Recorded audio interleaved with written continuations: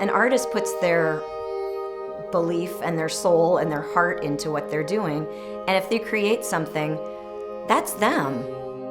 Glass was definitely not anything that was ever on my radar, but once I started doing it and once I started creating things that felt beautiful, I felt like I wanted to do it all the time. My name's Amy Brooks. I'm the owner of Paradise Custom Glass in Metuchen, New Jersey. When we moved to Metuchen, it was primarily for my husband's job and for the access to the trains and the small community. I wasn't actively doing art when we moved here. I was a social worker. I used to work in the criminal justice system. My bachelor's degree is in criminal justice, and I loved it. I actually really enjoyed doing what I was doing. But then I got to a point where I felt like it was hard to have a family and do that because it just felt like it was very draining emotionally. And I wanted to do something where I got to create beauty and have some joy.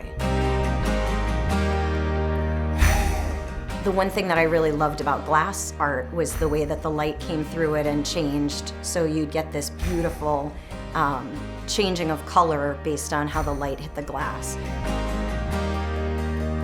So windows are great because you can put a window up and the light comes through it and it's really beautiful. But I also started wanting to do that with my own art. And so I started welding and working with metalwork, because to me that's kind of the best of all worlds when you can create something that holds the glass.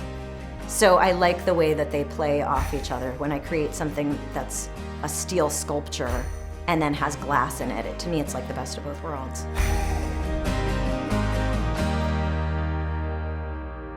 A few years ago, James Monroe School burned down after a fire, and they rebuilt this beautiful building, but it was all very white and sterile inside. So they asked me to come over and see what I could do to help them have some art in the building. So I worked with them to create some wall murals with steel and glass, and they had little owls, baby owls and adult owls to represent the students and the staff. Their mascot is the owl. And it had a bunch of trees and a path that kind of illustrated the path that they had taken to rebuild. Recently, they asked me if I could create something for this outside courtyard space that they have, which I'm creating a tree, this time in copper, and I have a little bird that I'm creating that will sit in the tree, and I'm enameling the wings and the tail of the bird to have purple glass on the wings. So he's really cute. I'm primarily self-taught, so I find every year or so I need to go and learn some more about different techniques, different ways that I can approach art and learn some new things.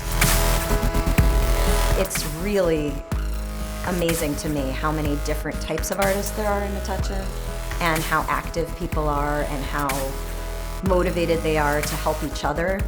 I have a group of women artists that I meet with once a month, and we are all business owners, and we all help each other figure out different problems. It's really supportive as a community, and I know the Arts Council has been really helpful. And I love the way that it started as a small grassroots arts community, and then it grew and changed, and we've been able to do a lot of new different things in the arts world with that. My name's Amy Brooks. I'm a proud member of the Metuchen Arts community.